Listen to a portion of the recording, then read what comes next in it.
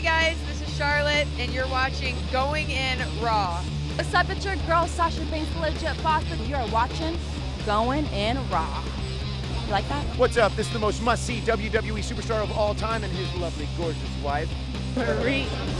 And you are going in SmackDown Live. This is the glorious one, Bobby Roode, and you're watching Going In Raw. Hey, friendo, Steve here. And Larson. And welcome back to Going In Raw, the only pro wrestling podcast you need to be listening to right here at youtube.com/Steve and Larson, available wherever fine podcasts are. Be sure to hit that subscribe button, notify bell next to it. Make sure you're always getting your new Going In Raw notifications. We're also available on CastBox. Check out the CastBox app. It's free to download on Android or iOS devices. It really helps Going In Raw. If you download CastBox, go to Going In Raw Podcast and hit that subscribe button. And hey, leave us a comment while you're at it. It does help grow the show and get us more exposure. It does. We're also available at Patreon at patreon.com/Steve and Larson. It's a great way to support Going In Raw, two great friends who are trying to make $1.01 in this business. Larson, right? Something like that. And hey, Larson, great news. We've got ourselves, friendomarket.com. We got ourselves a merch store of our own now. Oh, I forgot to put that Slayer shirt back to $30. It's still, because of my forgetfulness. People better take advantage. $25 for the Slayer shirt. I'm not going to get around to changing that. I'm not going to have the time or ability to get this changed until late night tonight. So be sure to take advantage of this deal. $25 for the Slayer shirt, 3 stickers, and a postcard of us standing right here, folding our arms. Can we simulate the arm folding? See, it's like that, but then it's got our actual signatures. And what's the best part about those packages? We pack every order. That's right. Every single one. We sure do. Anyways, so fun times. Before we get started, I wanted to, while it's fresh in my head, I wanted to mention this. We said the other day, I forgot to email myself this stuff.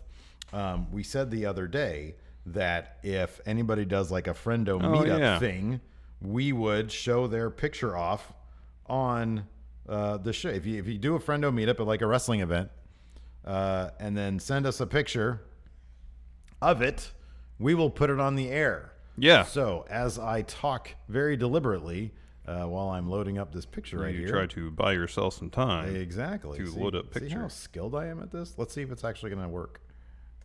No, sometimes that doesn't work. That's interesting. But yeah, no, we had that happen yesterday. So some friendos were at Raw, which is the show we're about to talk about here. And let's see here. 739. Nope, not going to be in there. And they were cosplaying, dude. Oh. One guy was dressed up as Elias. There we go. Look at that. And one guy is cosplaying. And I have the names right here too as well, because I did that too. Let's see here. This is Raymond Earl Melius II is there on the right, and he's with Gastano Mancuso. Is the Elias right there. Awesome. So thanks for sending that in. Yes. Always cool to see friendos out in the wild of the wrestling world, right? Yes. Anyways. What did you think of Raw last night, man? There was some good stuff. It just, I don't know. I mean, usually for notes for Raw, it tends to go past 2 pages because they try to jam a lot of stuff into 3 hours. They try to jam less stuff. There's more focus on in-ring competition, in form of actual matches, which I like because especially the first triple threat match was really good. Mm-hmm. Second one was good too, but the first one was pretty awesome. Mm-hmm. But it seemed like they let a lot of segments run long, but none of them really. Sorry, the segments they let run long were the wrestling ones. They let the matches breathe. Mm-hmm. All the kind of talking stuff, the promos, apart from the first one, were fairly concise. Yeah. So I mean, it wasn't a boring show. I was never bored. I think one of the more underrated, and I don't know. I'm curious to get your thoughts. I'm curious to get your thoughts on a couple things here. Number one, Bobby's got to win next week, right? Yeah. He's going to win that, right? Yeah. And he's the only reason he wouldn't win. I'm sorry. The only reason he's going to win is because whoever Roman's going to face at SummerSlam is going to interfere with that match, right? Oh, maybe. Is he going to pick up two clean wins over Roman in a row? Possibly. That I would be really surprised. Well, here's about the thing. I'm still shocked at the Extreme Yeah, Rules. yeah. If Brock is going to hold the belt past SummerSlam, then definitely his opponent's going to be Lashley. Yeah. Because if it's Roman versus Brock again and Roman loses again, I mean, like, what are they doing? I know, but that's been our central thesis since Mania. No, but this would be the 3 times in less than 6 months that would have happened. In about 4.5 months that would have happened with no real story progression. The story is Roman apparently just can't beat Brock. Mm-hmm. And if it's all a setup for him to eventually be in WrestleMania 35, that's the main events for 3 shows prior that you're essentially just spinning your wheels. You have all that extra time, I guess, in theory, to try to get Roman over more. Based on history, that's never worked. Yeah. So if they're going to put the belt on Roman, just do it. Just do it at SummerSlam. You know it sucks, and dude. get it over with. But I'm not convinced that's going to happen. Yeah, I don't think it's going to happen. I think Bobby Lashley's going to fight Brock. I think the scenario that Paul Heyman laid out during his promo last night might actually be WWE scenario. I'm not sure. I'm not optimistic that Brock is going to beat Daniel Cormier for that title. Yeah. But it would benefit if everybody's cool with it. It would everybody benefit involved. WWE greatly, and everybody involved, for Brock to be UFC champion. What was the analogy he made? Oh, he made the analogy to Kurt Angle having gold medals. And then come to WWE and winning championships. Yeah, which is a little bit different because it wasn't like Kurt Angle because Kurt Angle won his gold medals in '96, right? Yeah. So that was like 4 years or 3 years. 3 before years. He came Yeah, to, 3 years later. So yeah, 3 years. I guess that was before the next Olympics. But it wasn't like he was an active Olympian. Excuse me, during his WWE time. So this would be even more kind of interesting if the if the current WWE Universal Champion was also the current UFC champion. I think it's a long shot, but it's worth the risk, I would think. Yeah. I mean, as a WWE fan, I'm not huge on it because here's the bummer thing is that you look at the guys in that ring, I mean, all 6 of them, but I'm looking at number one, sort of a thing that I don't want to pass over is the fact that Drew McIntyre has unleashed phase 2 of his plan, which is be Universal Champion. Mm-hmm. I mean, they launched him in the scene, essentially, even though he's not going to be fighting for it. He's now kind of at that point. They're pushing him at that level. So that's kind of interesting. Yeah. But there's a lot of talent. Like Finn Balor, when he came out, crowd goes ballistic, and he looks like a champion. He really does. Seth Rollins, love that dude. Well, he's got the track record, too. He's got the track record. He's the workhorse. And he's sort of now maybe moving on from the Intercontinental Championship. Oh, it definitely seems to be the case, yeah. And then Drew, I mean, even Roman still, if they book him right, Roman could, And even Bobby Lashley, too. And Bobby Lashley. You have all these guys, and how great would it be to see them actually fighting over a Universal Championship all in that scene if they write it like it, So, I don't know. It's weird that they would just hold it up like this, But we've been saying that for a while now. Yeah.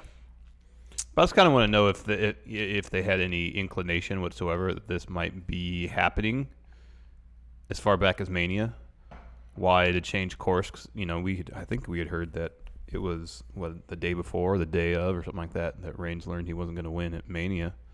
Did they have any inclination back then that this could be a possibility, and that's why they kept the belt on Lesnar this whole time? So, I mean, or was it just to pull a swerve at Mania, and then as things started to unfold?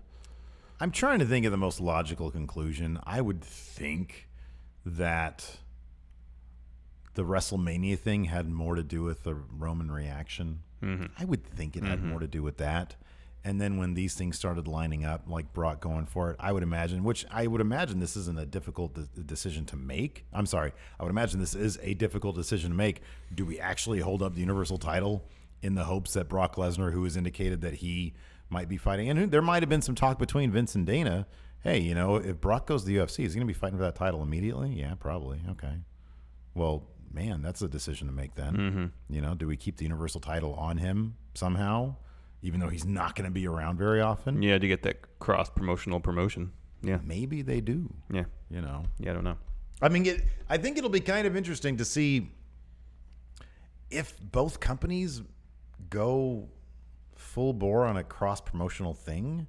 I mean, and when I say that, I just mean, would Paul Heyman walk Brock Lesnar out to the octagon? Oh, I don't know. Would he be part of his entourage? That'd be pretty neat. Because that would be pretty cool. Or would he, and if he were to do that, would he be carrying the Universal title with him? As he said that Brock wants to defend or challenge for the UFC heavyweight title as Universal Champion. He wants to represent WWE in the octagon. Yeah. How far are they going to take that? They're going to bring the Universal title with him. Yeah. Or is Braun Strowman going to cash in at UFC, whatever it is, in January in the octagon? Yeah. That would make the most sense. Yeah, that would create the most buzz. So I don't know. I mean, it wouldn't surprise me. I just, you have to wonder if they look at other forms of media where crossovers, like, specifically the Marvel thing, where all these movies are crossing over, and you have the potential now that especially the UFC is all about the spectacle, as opposed to the fight. The fact that Brock Lesnar, a guy who's only fought once since like 2012 or whatever, and he's getting a heavyweight title shot. Unspectacular match is getting a heavyweight title shot just based on his pop. Exactly. So I don't know. I mean, I'm honestly not going to look. I do, as a wrestling fan. Do I think it sucks? Yeah, kind of. But at the same time, it's kind of fascinating. Like we had talked about, and granted, CM Punk is a whole nother thing because he was fighting all the time. But like the idea of the WWE Championship showing up elsewhere is an interesting one, So who knows? Who knows? Anyways, the show kicked off with Kurt Angle in the ring. He says since Brock isn't at Raw, he hasn't agreed to a match. He's ready to strip him the title right now. He begins to do so and is interrupted by Paul Heyman, who comes down to the ring and lays out Brock's kind of rationale for everything. Paul says, people think that Brock doesn't like being in WWE, doesn't like being Universal Champion. He says that's not true at all. He really likes being Universal Champion. And he's so happy being in WWE that he wants to represent WWE in the octagon in his fight against Daniel Cormier. And Kurt Morley says, yeah, that's all fine and good. Brock has to defend the title at SummerSlam. Yeah. Or he's going to get stripped. Yeah. I do like that Paul Heyman was, he was betraying a sense of desperation. I thought he did a decent job because they didn't let him go when they keep him from going long-winded. He's still the most entertaining guy out there. It's just when he goes long-winded and starts, as we like to say, spinning the wheels, then it gets kind of annoying. Anyways, so Bobby Lashley comes out and says, "I want a piece of Brock. I came here to do two things. First, beat Roman Reigns. He's done that. Did that. Next, beat Brock Lesnar for Universal Championship. He must do that at SummerSlam. Yep. Then Drew McIntyre comes out and says, Phase 1 complete. Keep the Intercontinental title on Dolph. Phase 2 now, engage. Put Universal title around me. Around this thing. Yeah, exactly. Seth Rollins comes down. Decent pop for him, too. Yeah. Decent, but it wasn't nearly the pop that Seth Rollins got, mainly because Drew McIntyre's a heel. Yeah. But no, the people are very interested in that idea. Next, Seth Rollins, he says he wants a piece of Brock as well. Next, Elias. He said he wanted to... Well, he's got a new album coming out. Yeah. July 13th. No, that already passed. July 23rd. 23rd? 23rd. Oh, in a week. A week from yesterday. Yeah. And then Finn Balor Yep. comes down the ring, says he's the first Universal Champion. He's wearing that chrome outfit again. It's great. Oh, it's great. He has yet to receive the rematch for the title that he never lost. I kind of feel like he needs to drop that. Well, it's a valid point, though. It should be in his contract. And finally, Roman Reigns. Yeah. Yeah. He wants split reaction for him. He wants Brock Lesnar, too. Yeah. And then Kurt Angle says, all right, we'll figure this all out. Tonight we'll have 2 triple threat matches. Winner of each match will meet next week on Raw to determine number 1 contender for Universal Championship.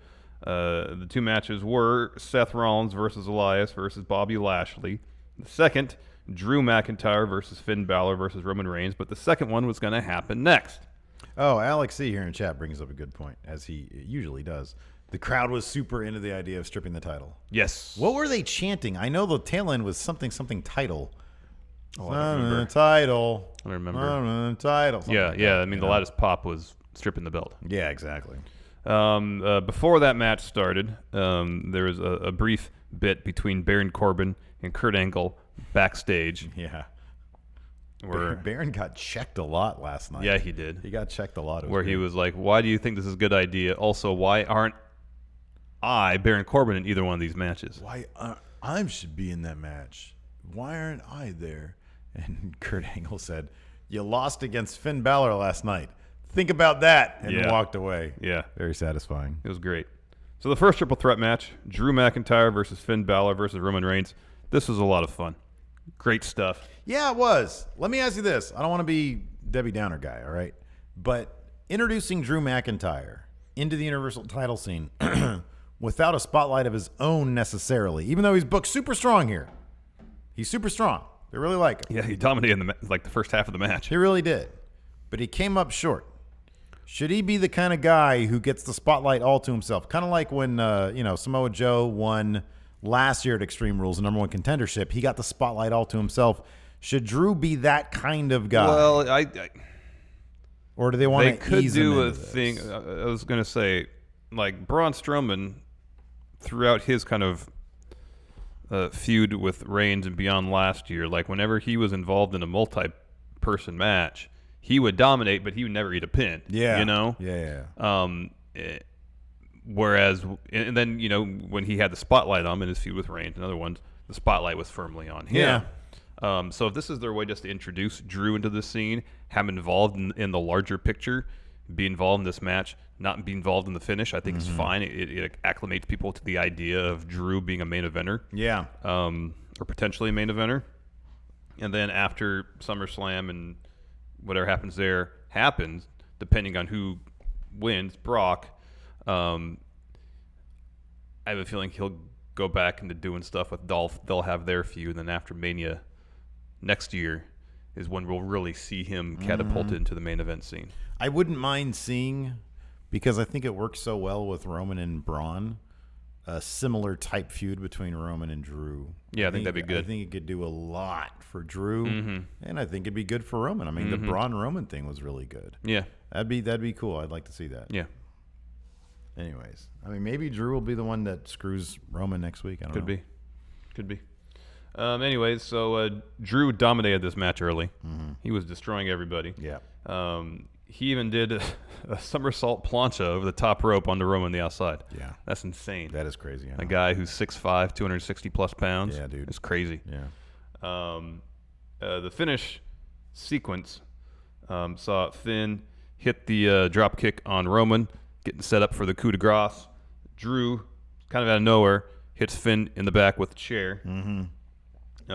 Eventually, Finn gets his hands on that same chair, destroys Drew with it. Of course, triple threat, so it's no DQ. No DQ, and then does the same to Roman. He wails away on Roman's back with that chair. It was great. Finn finally hits the coup de grace, and then Drew pulls Finn out of the ring.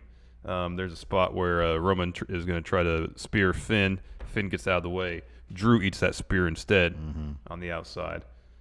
Back in the ring, Drew tries to Claymore Roman. Roman evades. Drew hits Finn with the Claymore. Roman gets Drew out of the ring, hits a spear on Finn, picks up the win. Yeah. So this is a fun match. It really was. They gave it about 20 minutes, it felt like. Yeah, no, they gave it a long time. And yeah, it was good. I mean, too good. I like the Roman Bobby match was pretty good at Extreme Rules. It started a little slow, but it picked up definitely towards the end, yeah. So yeah, Roman moves on. We'll see how that goes. Next up, we had Bailey and Kurt Angle backstage. He's like, I made a mistake. I sent you guys to counseling, and I should have had you settle it in the ring like we do here on Raw, like I always talk about, because Bailey said, yeah, counseling didn't really work. And so he said, well, you guys are going to have to learn how to get on the same page. Why exactly? He wouldn't simply say, you're going to have a match at SummerSlam, so that's where you'll settle it. Instead, he did this thing where he paired up Sasha and Bailey to take on Dana Brooke and Alicia Fox. And he said, am I getting this right? If you guys lose, one of you is getting traded to SmackDown? Something like that. It's odd. Seems like they're going to have some sort of loser leaves Raw match at SummerSlam. He's overthinking things, man. Yeah, I guess so, huh? That'd be cool. Who's going to leave Raw then? Well, I mean, after SummerSlam, they're probably going to do another shakeup. So maybe. Who knows? Maybe they'll both go to SmackDown then. There you go. Yeah, one gets traded, and then the other one gets shaken up. Yeah. I don't know. I mean, because I don't know who would come over from SmackDown. Well, I mean, to Raw. the way Angle's kind of framing this is as if no one is going to return in exchange. It's just the other person is getting sent to SmackDown. He didn't say traded. He said, like, I think he said traded. No. I'm pretty sure he said traded. I thought he just said get sent to SmackDown. You would have thought, given the way creative is, they'd be like, really? So I just have to lay down and I'll get sent? Really? Cool. I want to go to SmackDown. SmackDown's I mean, a fun show. there's no Ronda Rousey on SmackDown to dominate the title picture for the next year. Exactly, yeah. Dolph Ziggler came out and delivered a promo. He said, I'm Intercontinental Champion. Bob Roode then interrupted him. And Dolph Ziggler said, well, aren't you like a dude who's on main event now? You weren't even at the pay-per-view yesterday. What are you doing out here? Bob Roode said, yeah, I know, it sucks. That's basically what was said. And then I got to thinking, like, man, Dolph Ziggler, you said this perfectly before. You said Dolph Ziggler is like Impact Wrestling. Yeah. Like, you just can't get into it. Yeah. That's for you. And he's kind of for me. What if they repackaged Bobby and put him in that Dolph spot with Drew? Oh, that'd been great. The two, like, former NXT That'd champions. been great. God dang, man. We could have Bobby Roode as IC champion doing this thing that Dolph Heel is doing. Bob Roode. Yeah. Instead, we got Dolph. Yeah. Dolph's a fine wrestler. Yeah. He's a veteran. He's been doing very He good has work. my respect. And he's been doing really good work. He's really picked up his game since being brought over from SmackDown. They need to start, you know what they need to start doing with Bobby Roode? Like after last night when Dolph Ziggler said, you weren't even at the pay-per-view. And he said, I know, being on the sidelines sucks. They need to start dirtying up his robe a little bit. And then like when the Glorious theme song kicks on, like a couple of lights like blink out. Oh, yeah, Like, yeah. and start to slowly chip away at the gloriousness of him. But like superficially as well. Yeah. Some of his sequence are He lets missing. his beard grow out a bit more. Right. Or only shaves half, or like trims half his face or something like that. Right, yeah. Something like that, yeah. Exactly. He starts getting less tan. Yeah. Start losing a little of the, glow about him. Yeah.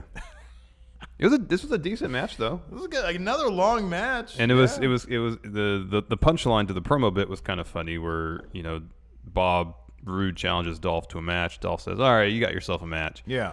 Bring a ref out. Ref comes out and Dolph grabs the mic and says, oh, because the announcer would say this match for the Intercontinental title, and Dolph says, oh, no. I said yes to a match, but not for the Intercontinental Championship. Which, you know what? Which sucks because that should have meant Bobby Roode was going to get a win. I know. No. What'd I tell you? Like a month after Bobby Roode debuted, someone asked the question, what star now is going to be on the pre-show of a major pay-per-view? And I said Bob Roode, and you said no. Bob Roode is on main event, man. I mean, I'm not happy about it. I'm not either. I'm not happy being right in this respect. I would have liked to have been right there, but It seemed pretty early on that the ceiling for smiling, happy babyface Bob Roode was pretty low. I really should have looked at how painful his face looked and just, that's not going to work. He's so good, though. And imagine he just knew that he did probably some of the best, if not the best work of his entire career in NXT. And for some reason, that was all just put aside. Oh, I don't even know about that, man. I mean, his stuff in TNA was like freaking inspired, Well, no, I thought some of the stuff his first match against Nakamura in NXT, I thought was brilliant. His matches were all really good, but I'm not really well educated on how great his matches were in TNA. Yeah, I'm I've not seen, either. just a couple, but I'm just saying his character work in NXT was so good. The matches he was putting on were so good. Yeah, no, his matches were great. It's just he felt like sort of a non-consequential. And I remember because I said he came out and said, and I remember his first promo was great. He says, He I had his want to mission fill this statement. place. Yes. Yeah, his mission statement Yeah, was great. I want to fill this place with CEOs and wearing business suits and stuff. And I want this place to be for the upper crust. And like there was never any they never followed through with that. Yeah, no, that was a bit of a disappointment. I don't necessarily blame him for that though. He's not the one out there hiring extras to wear I don't blame suits. him for his position now. No, I don't either. But I'm just saying, in terms of him, he did great ring work and he did great character work in the ring. But I felt that his championship run was essentially just to get him okay. Well, we know your top stuff. Let's show you in that light, and then when you get kicked over to main, you will continue. But he fought. They didn't Aiden follow English through and on that yeah. on that thread And he on the turned main into a roster. Yeah, gimmick. yeah, I know. That sucks, man. I know. So yeah, I don't know. It's a bummer. It is a bummer. Anyways, like you said, it was a good match though. But no, Dolph got the win clean after a super kick. Yeah, he reversed a glorious DDT into a zigzag. Bob Roode kicked that too. And then shortly thereafter hits a super kick on Bob Roode and picked up the win clean. Yeah, bummer. Next up, we had a Bobby Lashley promo. What did he say here? He was just talking about how his match he was going to win, pretty much. Yeah. It was seemed like it was backstage, so it seemed like a setup where it should have been an interview, but instead he just talked to camera for like 20 seconds. Yeah. I'm looking at this next thing. Bob Roode and Mojo backstage. Oh, If you're gosh. Bob Roode, if you're Bobby Roode, if you see a camera and like a lower mid card guy like Mojo Rawley, Run the other way. Run the other way. Run dude. the other Run way. the other way. You do not want an on-screen confrontation with an opponent you do not want to face, because that is, god dang, man, that sucks. They're giving him the full-on main event feud, but not main event in terms of main event on Raw, the show main event. That's what this is. This is a shotgun Saturday night match, man. Sunday night heat match. Mm-hmm. Velocity. Velocity. Oh man, that sucks. So yeah, they ran into each other backstage. Next up, we Mojo had- is trying to be like threatening and stuff. yeah, I like this. I like this finish though. I like when he yells "Go to sleep" or whatever he yells. Lights out. What was he? What does he yell? Oh, Mojo, something like that. Anyways, Mojo next was taking on Tyler Breeze. So apparently Tyler Breeze's role on Raw for the foreseeable future is jobber to Mojo. Although I will say this, Tyler Breeze put forth a good effort. It was a far more competitive match than Mojo's had of late. Against No Way Jose. Yeah. Yeah. But Mojo picked up the win, hit his running forearm, and then followed up with the Alabama Slam. Mm-hmm. I don't. Yeah, and I'm not a fan of the Alabama Slam. Just in general, I've never been a fan of it. It looks like it hurts like hell. Yeah, no, it looks like Looks it's terrible. hard to avoid some sort of whiplash effect. Right. Exactly. It's Because on a terrible. bump, you're supposed to tuck your chin on most bumps to protect Dude, your head. yeah. But And you're with that, going, it seems you're going like, I know. You're going basically what 290. 270. Yeah, at least. Yeah. Ugh, that's terrible. So yeah, Mojo beat the crap out of Tyler Breeze. After that, we had we had Dana Brooke and Alicia Fox versus Bailey and Sasha Banks. Bailey was getting beat up outside, and then Sasha comes from their corner, runs, makes the save, and then starts destroying both Dana and Alicia Fox. yeah. And since she wasn't the legal competitor, the ref decided to DQ Sasha and Bailey. But the fact that Sasha came over there, made the save, kept Bailey from getting destroyed in the ringside area, that gesture was kind of the more salient and important story beat as opposed to who won the match. Because after that happened, after the match was called, Bailey was free to stop getting beat up. Sasha just walked up the ramp. Yeah, yeah. And then we had a backstage bit with them where Sasha said, "I love you." She said, I love that you like to, essentially, you like having friends. You're friendly. You like to hug people. I love that you hug people. I love that you love people. I love that you love me. I love you. That's what she said, essentially.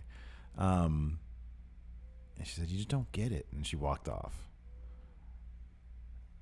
So... what But then Bailey had like now? a knowing smile afterwards, like, oh, okay, she said that. Okay, that's good. Maybe we can move forward from this. Yeah. So... I don't I feel like they're trying to I'm so lost with they're this. trying to achieve some emotional depth with the storyline. But Yeah. I kind of feel like WWE doesn't handle emotional depth terribly well. They don't understand that. No. man. It's Vince McMahon. No. Shane McMahon like openly talked about how he never got hugged Yeah. as a child. Yeah. And the only time we've seen Vince hug Shane is after Hell in a Cell or Mania or whatever Yeah, insane spot we had And with Shane it McMahon. looked like an uncomfortable scenario. It did. Vince looked more comfortable hugging Warrior than he did his own son. So, yeah, you're right, man. They don't know how to do this. I'm confused. I was like, Because then what's the breaking point then? What's going to happen? Like, is Bailey not going to reciprocate? Because another thing Sasha says, like, I don't like talking about my feelings. So now that she has done that, is Bailey going to fail to reciprocate to Sasha's liking, and that's going to make Sasha resent her? yeah, I don't know. I don't know. I don't know. I liked when And Bailey, also, what just doesn't Bailey get? yeah. I liked when Bailey said, "You ain't shit." Yeah. That was what I liked. Yeah. I like when people say, "You ain't shit," and then they beat up each other, and then we get an awesome match. That's what I like. Yeah, I mean, this is all going to lead to an awesome match. This is all confusing, emotional stuff, man. Yeah, emotions can be hard sometimes. Yeah, they're very difficult, but that's why I don't like them in my wrestling. Unless it's like Ciampa and Gargano, like sitting in a ring together. But that's not a couple of people like speaking subtext. Yeah, right. Which is what this probably should have been. Right, exactly. If they had stuck to just Sasha saying, these are the attributes about you that I like, and then saying, but you still don't get it, that probably been more effective than her punctuating it with saying, I love you. I love you. Yeah. So I don't know. Look, man. No, I'll say this. Sasha says those things. I like that you do this. I like that you do this. I like that you do this. I don't like talking about my feelings, but I'm doing it anyways. Mm-hmm. And then Bailey just stood there like, okay, what is this supposed to mean? Yeah. And then Sasha says, you just don't get it. Mm-hmm. And then walks off. That would have made a lot more sense. Yeah. Yeah, don't you think so? Rather than her saying, I love you, you just don't get it. I honestly don't know. My thing about this entire feud is that it's been so start and stop. It has had zero steam behind it because of that. Yeah. And there haven't really been there's been a bunch of weird tag matches. Kurt Angle keeps on trying to put them together. Then there's counseling. Puts them in counseling, yeah. It's a convoluted mess. So I just kind of don't care, It's like I just want them to fight. I like when Bailey, like I said, I wasn't joking when I said I like when Bailey stood over her and said, "You ain't shit." Yeah, that was great. That should have just been like them massacring each other every single week. We should have had some cool, I don't know, match at Extreme Rules and falls count anywhere I match. appreciate that they're... I'm sorry, not to cut you off, but remember when Sasha Banks and Charlotte had their feud? What did Yeah. they do a lot? They fought a lot. Yeah, they did. Every week, it was like that title was changing hands. And a lot of people complained about it. Yeah, no, it was great. I do appreciate that they're saving their match for Brooklyn, though. Yeah, me too. But it could have been the blow-off they could have saved for Brooklyn. Yeah. Anyway. No, yeah, whatever. Just let them fight a bunch. Yeah. I don't even care. Because, let them fight against each other in tag matches if you want to do it that way. Yeah. Just let them fight. Build to it. Exactly. Next, we had a Braun Strowman interview. Renee Young asked him, why didn't you go out there to, take part in these triple threat matches? Holds up his money in the bank. And he says, I have an opportunity whenever I want. They all know. If any of them win, I'll cash in. Yeah. Next, B Team taking on the Ascension. Not much of a match. B Team picks up a win with their finisher. Yep. Afterwards, Matt and Bray show up on the Titantron. Drop a promo. They want their rematch next week. Yeah. And Matt said after they win, B Team will be deleted. Hey, man. You can't be deleted, man. So, yeah, that's cool. I really hope they go to the compound or something. Alexa Bliss, she comes down with Mickey. She has a promo. It's talked about, being champion. Oh, yeah, Nia Jax. That chapter's over. A lot of people said I couldn't do it, but I did it. And then That's Ronda really Rousey. an underwhelming conclusion for that whole story arc. Yeah, pretty much. Yeah, Nia Jax was nowhere to be found last night. I don't know what's going on with that. Ronda Rousey gets a Shield entrance. Yeah. She comes down through the crowd. She looked great, by the way. That hair, whatever was going on with the hair. Yeah. Oh, man. She looked like a Mad Max character. Yeah. She looked great. So she was walking down the steps through the crowd. Bliss and James see her, and they start to go up the ramp. And then Rousey sprints around the arena and meets him at the top of the stage. Yeah. They start fighting up there, right? I didn't make note of something like that. Anyways, refs come out to break it up, and then Ronda tackles everybody on the ramp. Kurt Angle gets down to the ring and says, you got to stop. You only got a couple days left in your suspension. Yeah, at that point, Ronda's in the ring with Kurt. Yeah.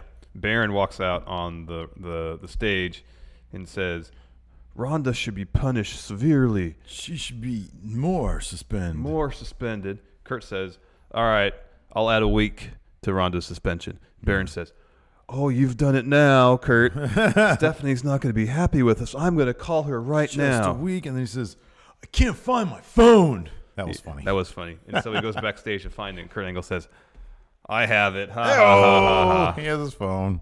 And then Kurt says, all right, you get a week added to your suspension, but you get a match against Alexa Bliss at SummerSlam for the Raw Women's title. And he said, just don't do anything for the next week. Just stay home. Yeah. Just stay home. And Ronda seemed very pleased with that. Well, yeah. She seemed like her smile seemed legitimate. Oh, like yeah, she was I just know. being told that. I mean, she completely violated the terms of her suspension, I'm sure. Yeah. And yet received basically a slap on the wrist for it. Oh, yeah. Well, yeah, dude, she's money. Oh, yeah. I mean, I acknowledge that. Yeah, dude. Absolutely. Thought I just saw a fly. Anyways. You were trying to trick me again, weren't you? Moving on. No. What's Hilton doing over there? What are you doing, Hilton? Anyways, next up, we had a Seth Rollins interview where he talked about how great it is being Seth Rollins. Seemed like it'd be pretty good to be Seth Rollins. Probably. Next up, we had Authors of Pain versus Titus Worldwide. Guess who won this, Larson? Authors of Pain, not much of a match. That's right. Next, Riot Squad backstage. They're cut off by No Way Jose and his conga line. Yeah. And then they just kind of barrel through it. Yeah.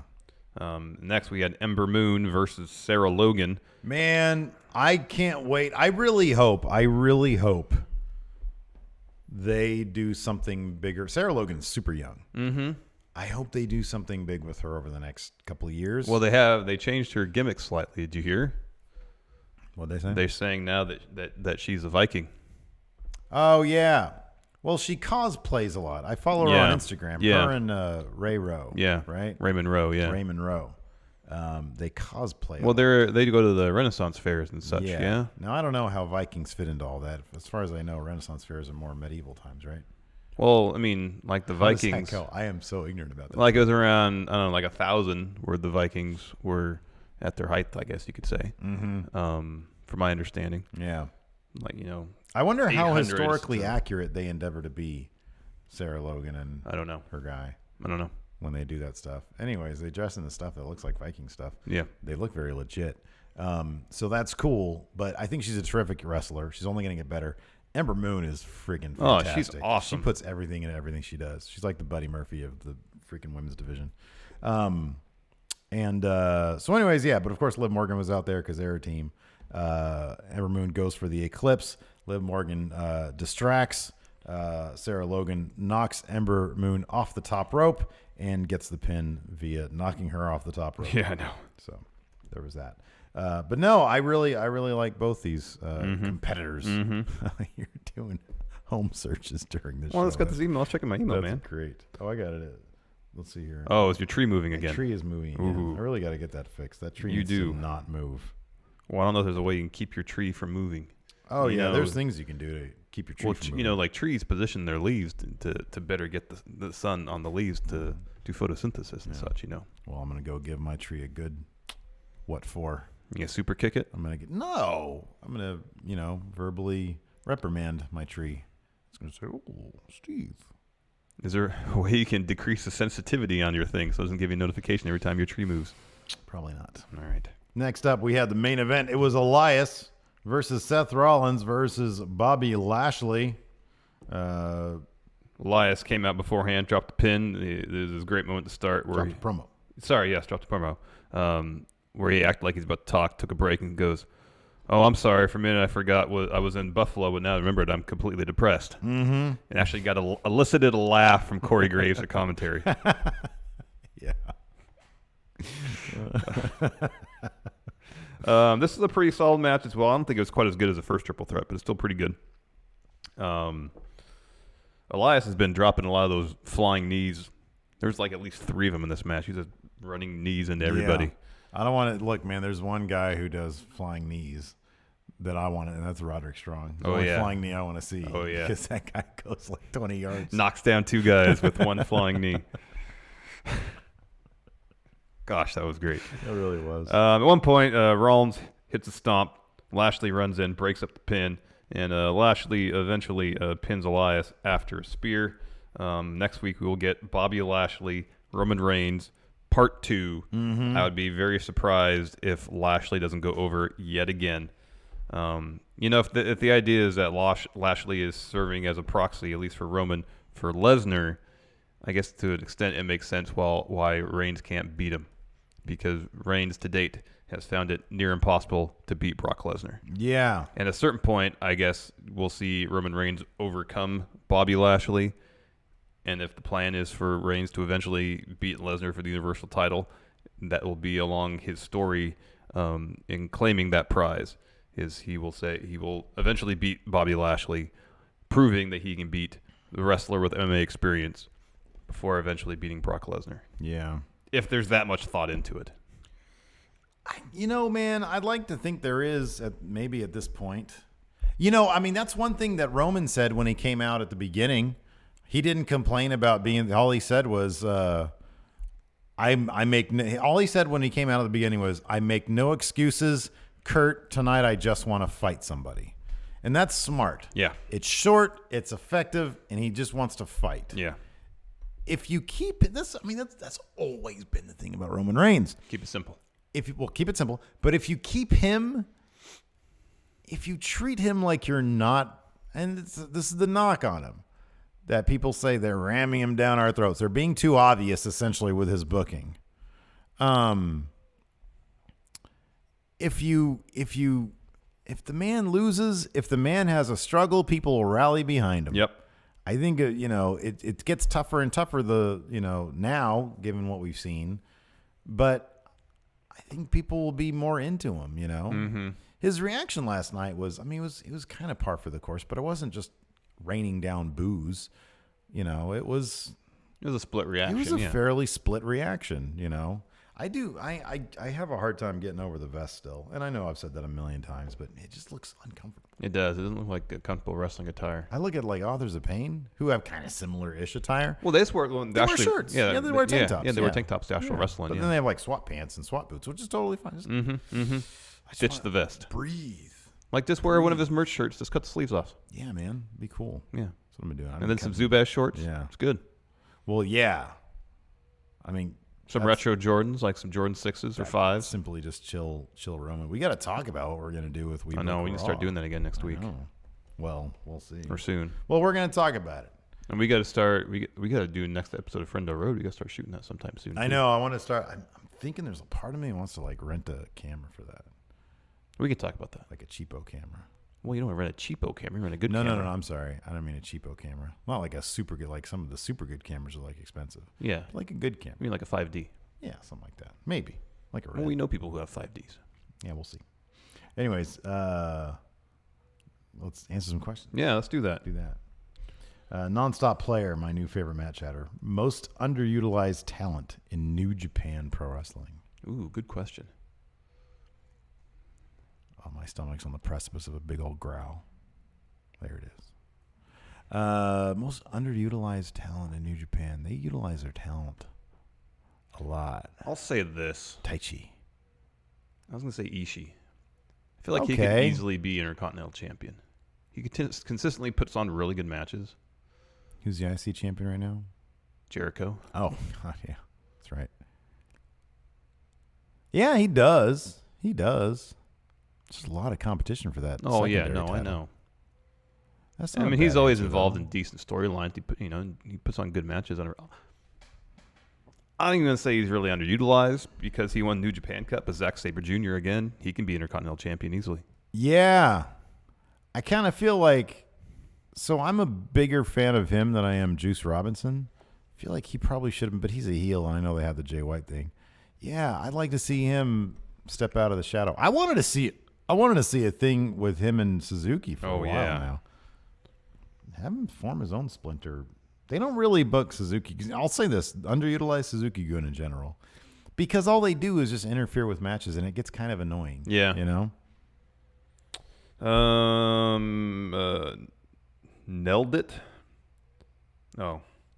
Are they playing the lesbian angle with Sasha and Bailey, or are the Raw Riders trying to swerve everyone? I didn't interpret it as in I love you, as in it was she didn't say I'm in love with you. A romantic relationship. Yeah, I didn't get that at all. I didn't get that at all. It was just two friends being really honest with each other. I didn't even think that was Yeah, I didn't really consider that at all. And then later on Twitter, I saw some people talking about it. I was like, really? Right. Yeah. That's weird. I know. I didn't get that at all. Not at all. AO Worm. So who will be traded to SmackDown, I can't read today. Sasha or Bailey, and who will come to Raw in return? Well, let's assume there's a trade.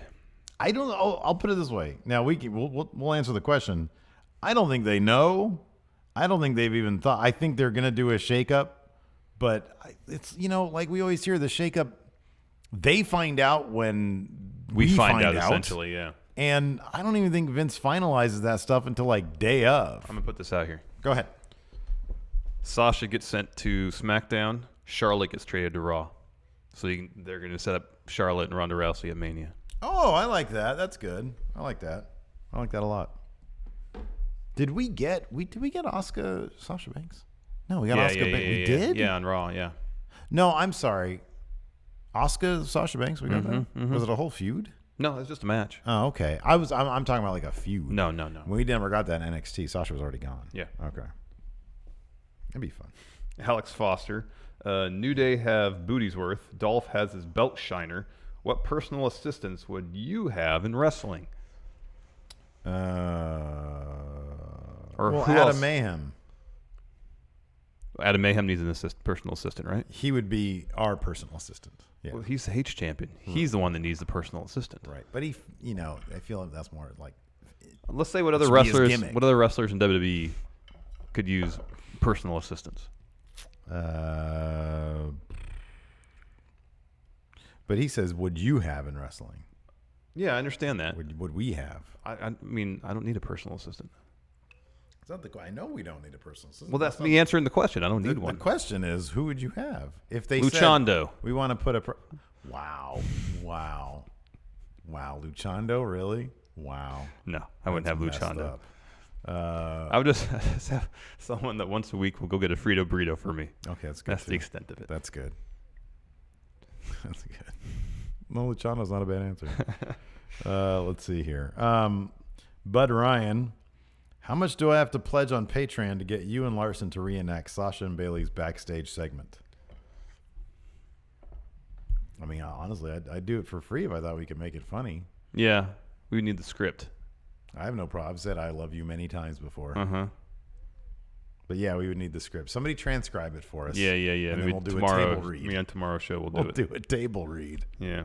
There you go. See, that's another reason we need a green screen, is so we can like start reenacting. There we reenactments. Go. There we go. James Rodriguez, what is the kayfabe reason for why Brock has not been stripped of the Universal title despite the fact that he has violated the 30-day rule with no defense? Didn't you look this up? No, I didn't. Somebody looked this up. Did Adam Mayhem talk to us about this one? Maybe. What was it? It's like, oh, he's not injured. I don't know. It's silly. It's because he's I'll put it this way. I always go back to what Vince said. Does Brock get certain liberties, special treatment? Yes. He gets special treatment because he's a big, big name. Let's see here. Sometimes kayfabe and shoot cross. They do. Let's see here. Von Erich. Power rank the following powers: Power Slam, Power Bomb, Powers of Darkness, the Mega Powers, and the Two-Man Power Trip. Well, Powerbomb's number one. Really? You'd put that above Powers of Darkness? Well, I guess not. Powers of Darkness, then Powerbomb. Then Power Bomb for sure. And then... probably Mega Powers then. Yeah, then Two-Man Power Trip. Then Two-Man and then Power Slam. And then Power Slam, yeah. Nemo, what was Joey Ryan's shoot reaction to the H title? Did he find it funny? No sell it? How did it go?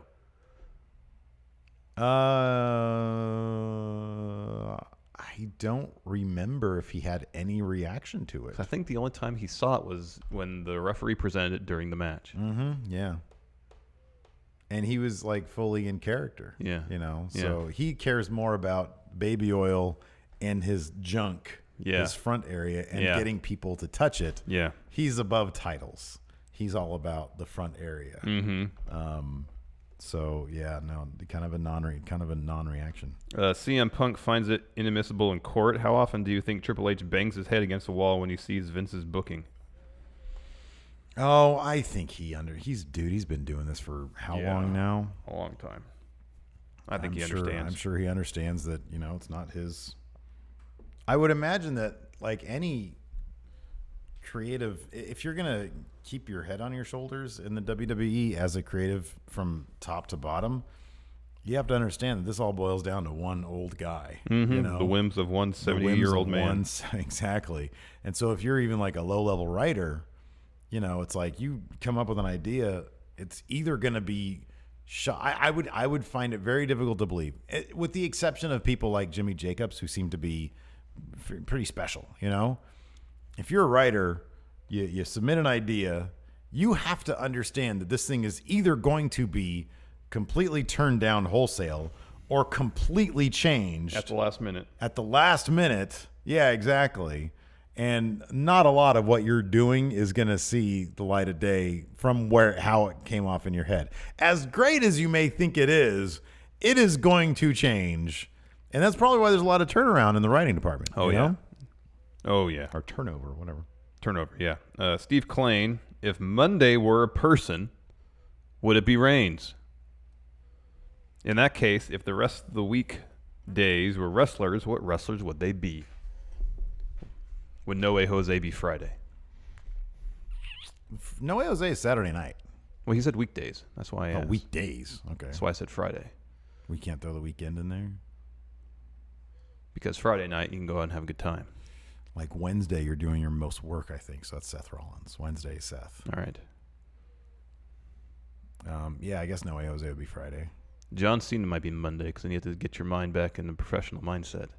Yeah. You got to be disciplined. Yeah, and that's typically when it's like, start of a new week. I'm going to eat good and go to the gym. That's John Cena. Yeah. But then Tuesday comes around, it all falls apart. Yeah. So I don't know who that And then your heavy machinery. And then exactly, yeah. Then your steaks and weights. And then we need Thursday.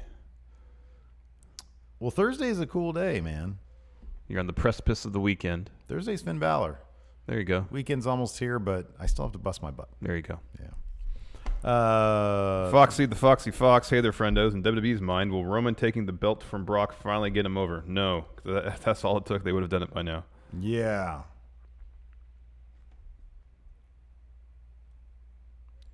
Kai Highwell, long-time listener and first-time patron. I think a babyface Kevin Owens could be the franchise player to build the company around, but as I have no faith in WWE booking, how would you book it to ensure success? Ask Kevin Owens. Have him do it. Mm-hmm. Have him book it. Bring back Jimmy Jacobs and have them get together and do it. And they can do. They'll do Of it. anybody in the roster, Kevin Owens has the most Stone Cold potential in terms of being kind of an anti-hero. Oh yeah, yeah. That's how you do it. I know they think that for Dean Ambrose, but it's Kevin Owens. Yeah, it is. It is. It's definitely Kevin Owens. Absolutely Kevin Owens. Delete the Freak of Destruction.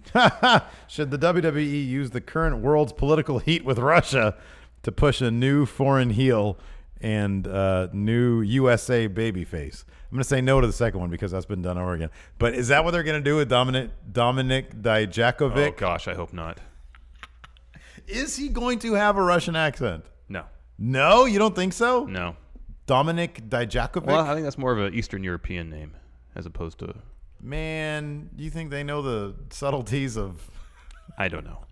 of vast swaths of land, the difference between vast swaths of land and multiple borders? No. Marty Hard. I really dislike the rematch clause in WWE as we see the same match too often already. What other WWE rules or stipulations would you like to be changed? Oh, man.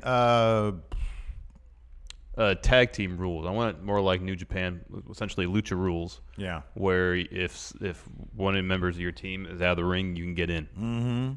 Mm-hmm. You don't have to tag in that situation. So they don't go to the well very often, but I'm not huge on the, if somebody literally can just like go walk out on a count out and retain their title. I don't like that. There's another one that bugged the crap out of me. Forget what it was. It's weird that street fights aren't false count anywhere. Or that they don't take place in actual streets. That's the bigger thing. They should take place in the street, and the only pin that can happen is in the street. It's a street fight. It is a street fight. Yeah. Chris K, are we going to get Baron Corbin versus Kurt Angle at SummerSlam if Baron wins and he gets Kurt's job? Probably not. What was the question? Are we Baron versus Angle at SummerSlam? Oh, I doubt we're going to get that. I could be wrong, but I doubt we're going to see that.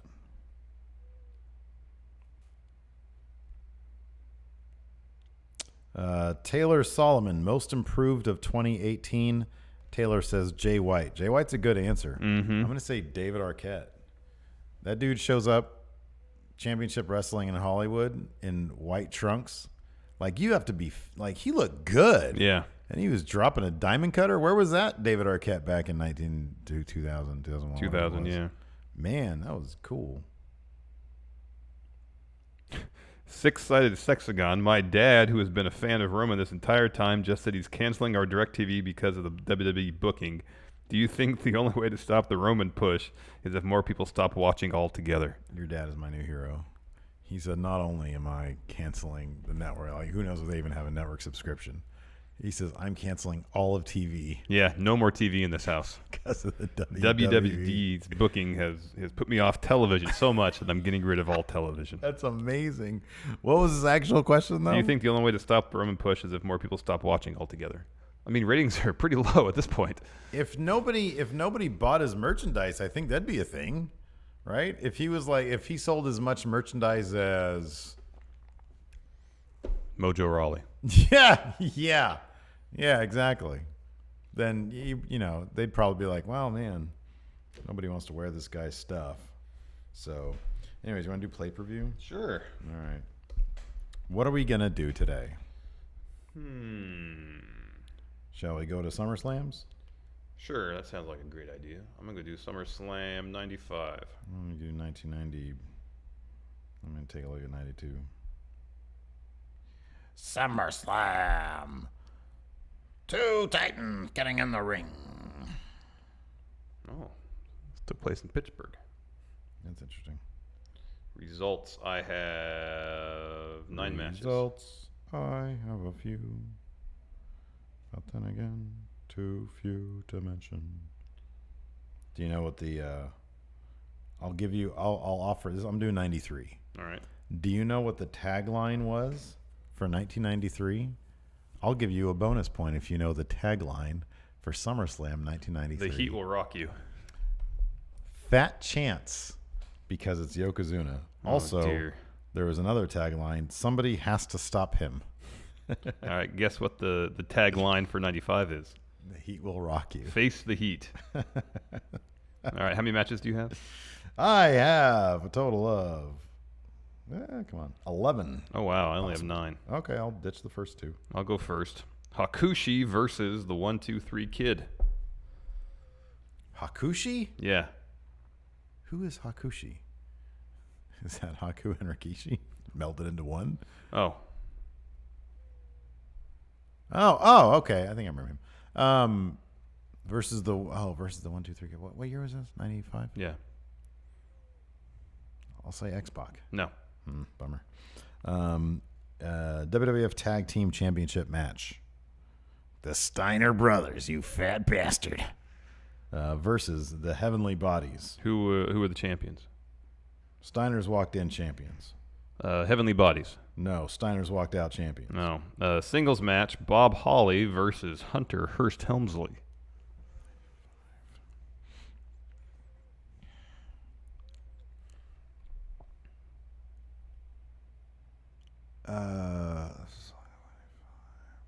Say Triple H. Mm-hmm. Okay. This is before the curtain call. Yeah. Okay, singles match for the Intercontinental Championship. The champion, Shawn Michaels, versus Mr. Perfect. It's 93? Yes. Say Shawn Michaels. Yes, by countout. A tag team match: the Blue Brothers versus the Smoking Guns. The Smoking Guns. Mm-hmm. A singles match: X-Pac, a.k.a. the 1-2-3 Kid. This is 1993. Yeah. Versus IRS. IRS. Very good. Guilty. Barry Horowitz versus Skip.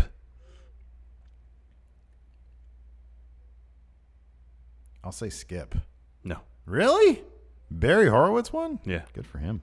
Singles match. Doink the Clown with Jerry Lawler versus a guy named Bret Hart.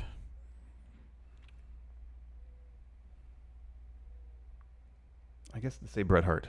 Yeah, he won, but it was by DQ, so I forget how that went down. Yeah, I don't remember either. Next, singles match for the WWF Women's Championship. The champion, Alundra Blaze, versus Bertha Faye. Alundra Blaze. No. Ooh, good job, Bertha. In a singles match, Immediately following Bret Hart versus Doink was Bret Hart versus Jerry Lawler. Bret Hart. Jerry Lawler won that. Damn. Next, a casket match. Kama versus The Undertaker. The Undertaker. Yeah. Singles match. Marty Jannetty versus Ludwig Borga. Ludwig Borga. Very good. They were pushing him. Yeah, man. Singles match. Isaac Yankem, DDS, versus Bret Hart. Bret Hart. Yeah, by disqualification. Yeah, they were pushing him hard back then. A rest in peace match. Giant Gonzalez versus The Undertaker. Undertaker. Very good. Ladder match for the Intercontinental Championship. The champion, Shawn Michaels versus Razor Ramon. This was SummerSlam. Razor won that. No, Shawn Michaels won that. Yes, Shawn Michaels won that. A 6-man tag team match. The Smoking Guns. Tatanka and... Oh, I'm sorry. 6-man, yeah. Smoking Guns and Tatanka versus Bam Bam Bigelow and the Head Shrinkers. Smoking Guns and Tatanka. Very good. Your last one, WWF title match. King Mabel versus Diesel. Diesel. Yes. And your last one, singles match for the WWF World Heavyweight Championship. Yokozuna, the champion, versus Lex Luger. Lex Luger wins via countout. Very good. Very good. I get 7. I win by 1. Well done. Anyways, that's it for the show. We have one final bit of business to take care of. But by all means, leave a comment below. Share this with your friends. And, hit the like button, all that kind of stuff. Until next time, we'll talk to you guys later. Goodbye. Hey, friendos, big news! We have partnered with this awesome app, CastBox, and our podcast is now a CastBox original. Going In Raw will still be available everywhere you listen to our podcast, but we hope you check out CastBox. Link is in the description.